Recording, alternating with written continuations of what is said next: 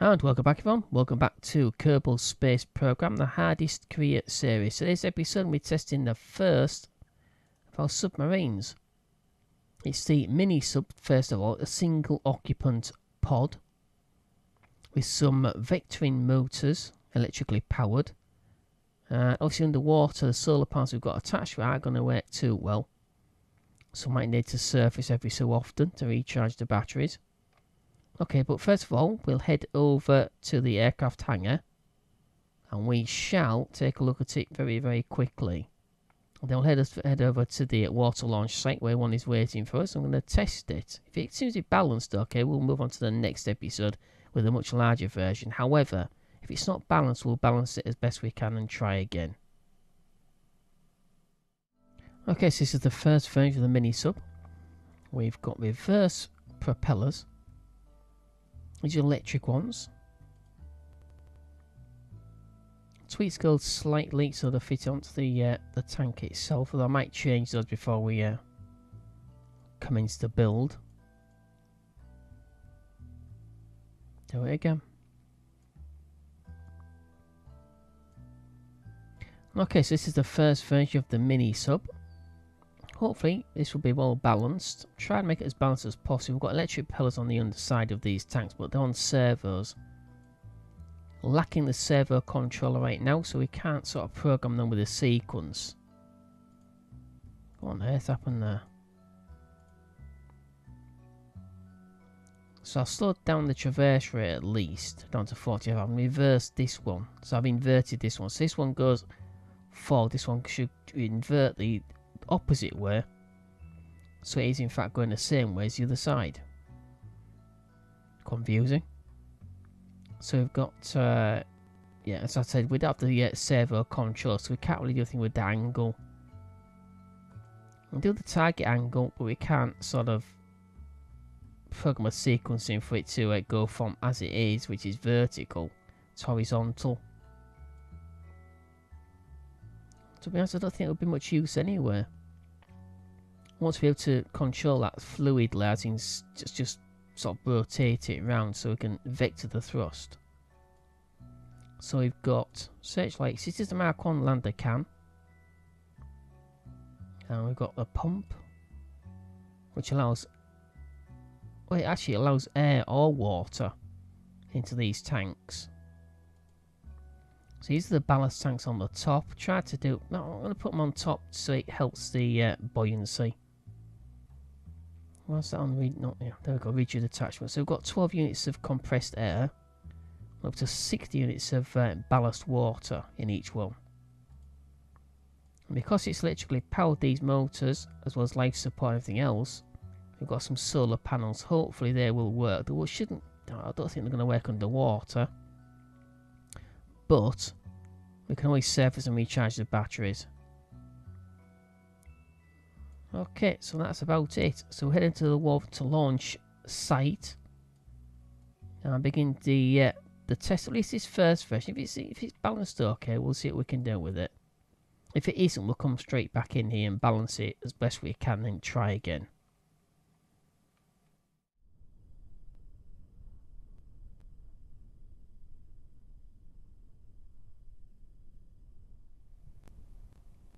Okay, so here we are, the water launch facility. So there's one up there already, but obviously your boat would have to have wheels on it to slide down the ramp. So I'll put another one down just alongside the coast. So it's quite deep. It's not too bad. It's about 55 something meters, I think it is, underneath the sub right now. Okay, so obviously manually I have to modify the angle of the motors.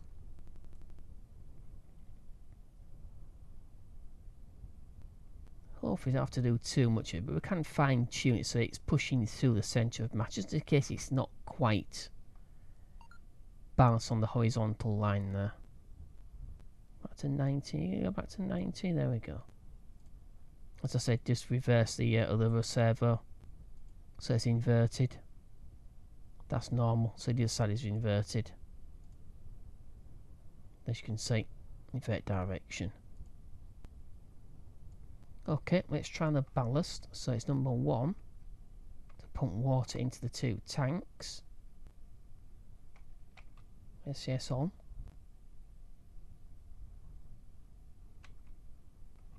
Yeah, that's a bit weird.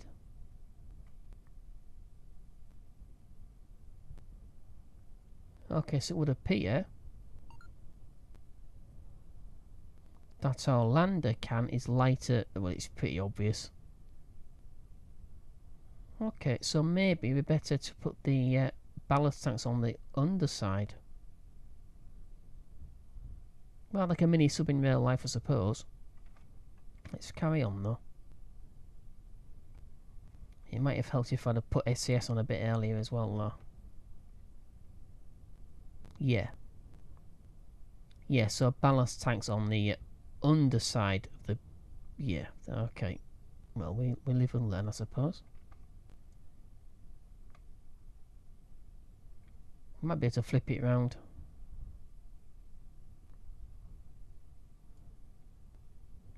Seems to function okay though. Obviously, we're not getting any electric charge now. Well, it wouldn't do anyway, if it was, even if it was upright.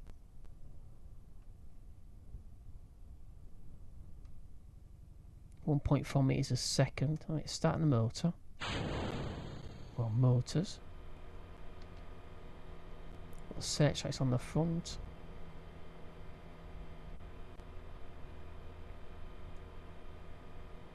Okay, that's easily fixed though. That is easily fixed. Let's put a bit of water out.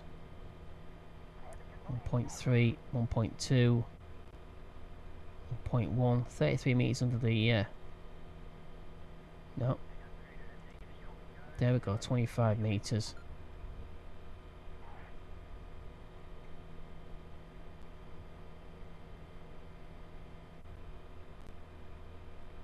Now, these parts have got a pressure limit of 4,000 kPa, which is about 200 meters in depth, if memory serves me correctly.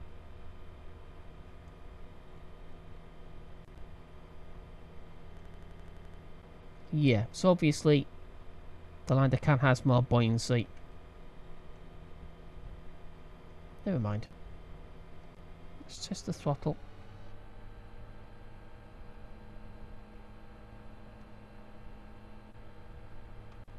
Electric charge 2.46. Yeah. So we need a lot more electric charge.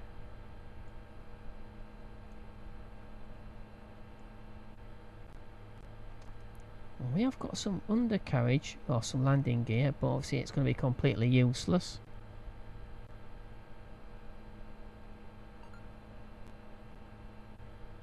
So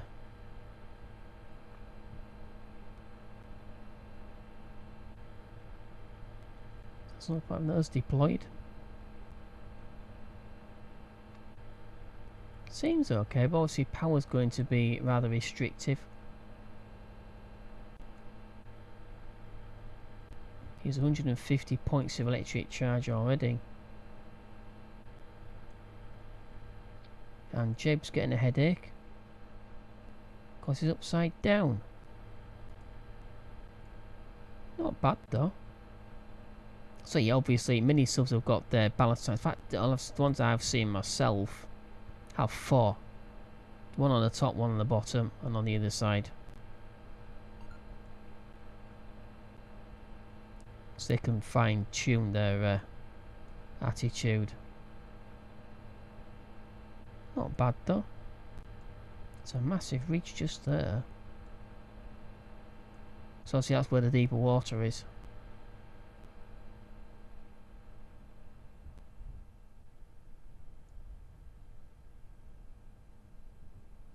Which I suppose it would be. That's a deep channel just there.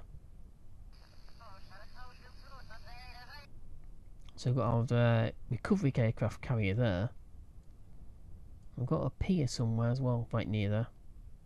There's also the water launch site I've placed over there. So I can launch bigger stuff than the mini sub.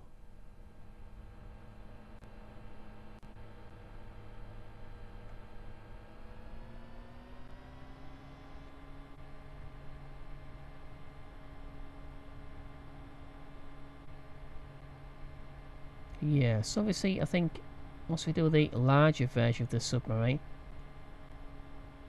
a single large propeller at the rear going through the centre of mass. Not like a conventional submarine. And a longer cylindrical body. But I think we'll modify this. We'll put the ballast tanks on the underside rather than on the top. And we'll try this again. We'll see what we can get out of it. We'll put some more batteries on it. A lot more batteries actually, so we can cruise at least 50% throttle for at least a few minutes at a time, and then we can surface and then recharge the batteries and carry on. We'll see if we get into the deeper part of this, and we'll see where the red line is before we crush the can and kill Jeb. We don't really doing that. Okay, so throttle down. We'll circumvent to the thrust as well to help. So we'll keep this system the same. We'll just take these, put them up here. Well, obviously not up here, down here, because it should be upside down. And put some more batteries on board it. Auto save. Okay, let's surface.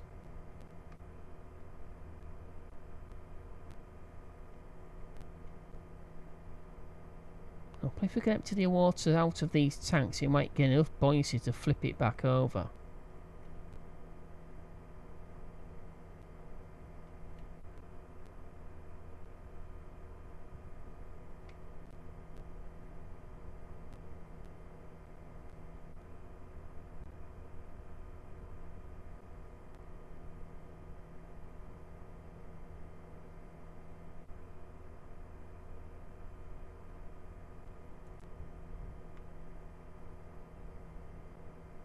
$30 to go. There we go. It's because the ballast tanks are empty, now they're full of air.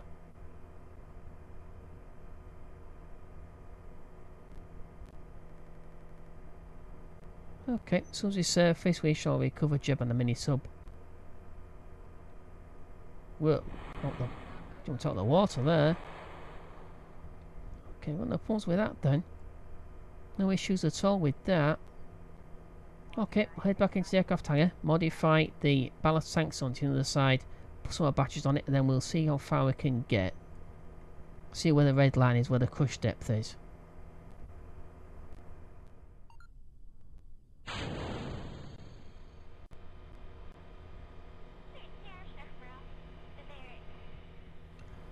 Okay, so for this test, we are starting SSO from an alternate launch site in the water. Just off the threshold of the runway, as you can see. Runway's about there. Okay. Just so we don't have to mess around travelling so far, we're only going to go a little bit of a distance.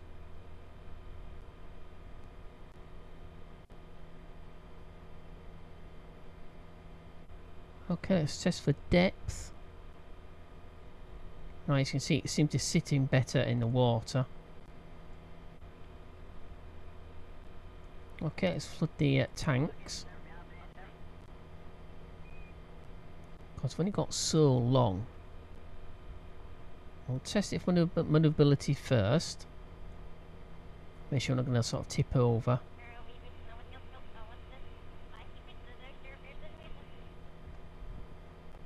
We should let the batteries recharge then, and then dive somewhere in that direction, just over the lip of this shallow part here.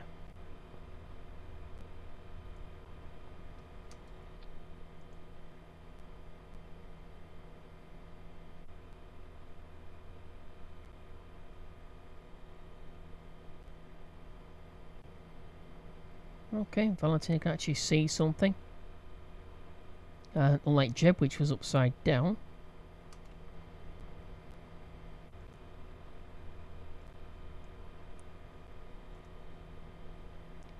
Sure, yeah. Okay, so we can... Oh, wow, really? So without going over this lip, it's still got about 750 metres.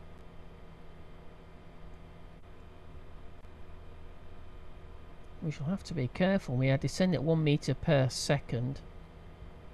That's probably because of the thrust from the motors. Put it to 90. No, that's backwards.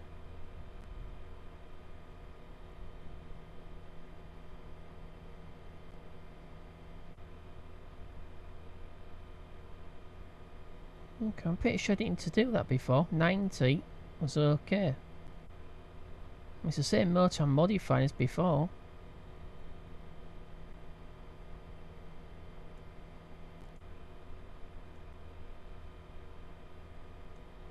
So it's heckishly deep here. Or is it measuring that area down there?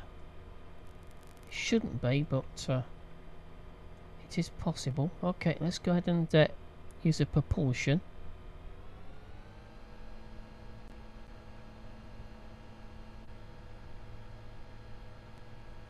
So we're not really moving that fast.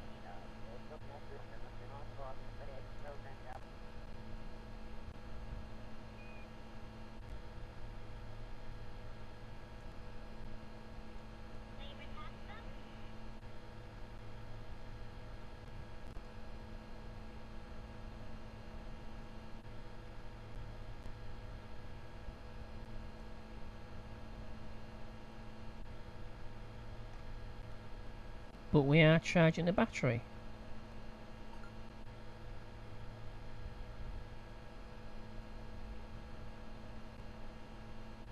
Yeah, so we're charging the batteries. So we're not too low for sunlight to get to us at least not at this depth.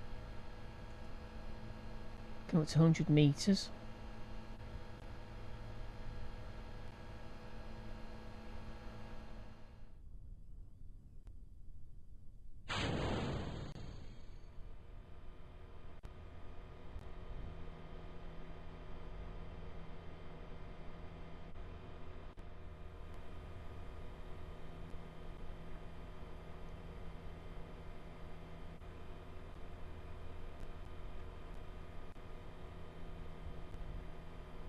Okay, 300 metres.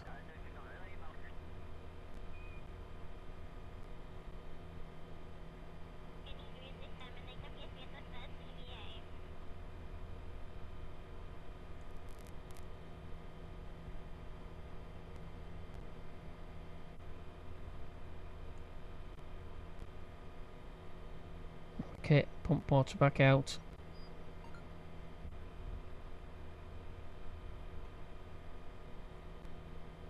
Yep, 330 metres, so it's approaching crush jet about 330 metres. I'm not going to go any deeper. If it was unmanned I would risk it, but we're not risking Valentina.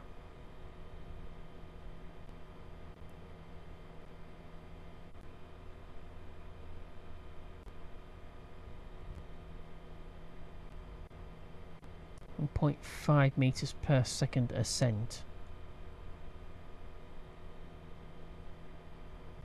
So it's not 300 metres, it's not 400 metres, it's 330 metres. It could very well have been 400 metres, but I wasn't going to risk it.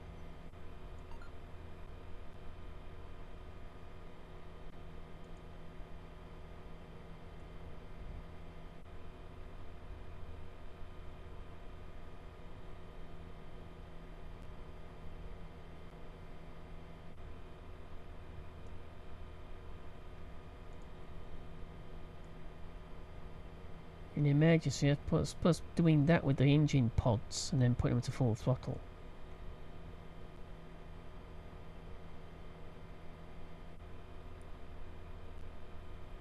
That could be a way of getting us back up pretty quickly. Once it's finished emptying the tank, we shall try it.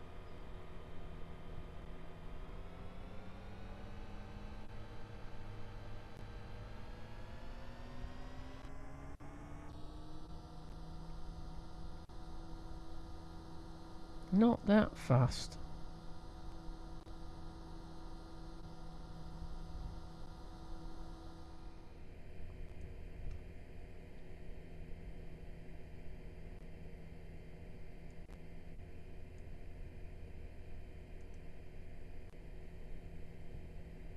So it's still quite deep, even though we already knew that, because we lost quite a number of return surface packages before we managed to get one to land on the surface, on land rather than in the water.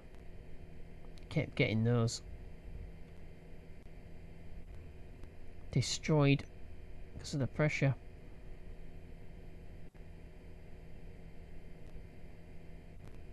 Okay, so like I said, hopefully we'll get some higher pressure parts at some point.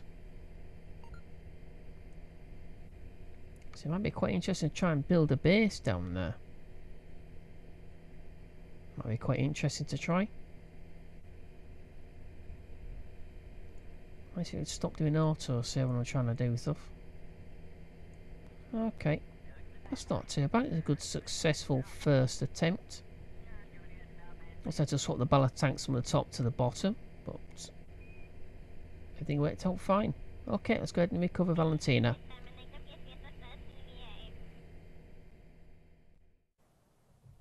Okay, so that's 2 tests of the mini-sub. Pretty successful. So next episode we're going to move on to the larger one.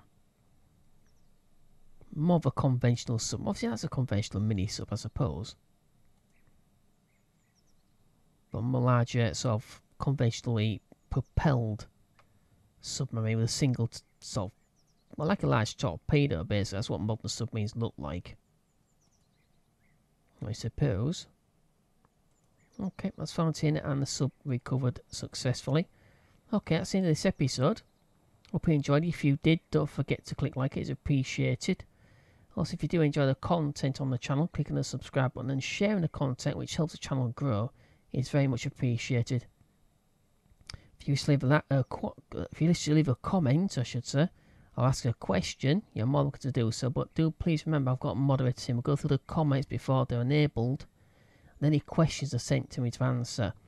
I do try to get to everyone, but sometimes time does beat me, so I do apologise if I don't manage to get to your comment.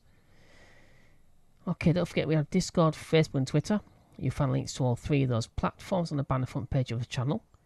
Alongside those 3 links, you'll also find a donate button if you should wish to show your appreciation for all the hard work that goes into the content on the channel. Every single penny is gratefully received and goes straight back to upkeep of the channel for current series and future series. Alright, once again, thank you for watching. Hope to see you next time. In the meantime, as always, take care and bye bye.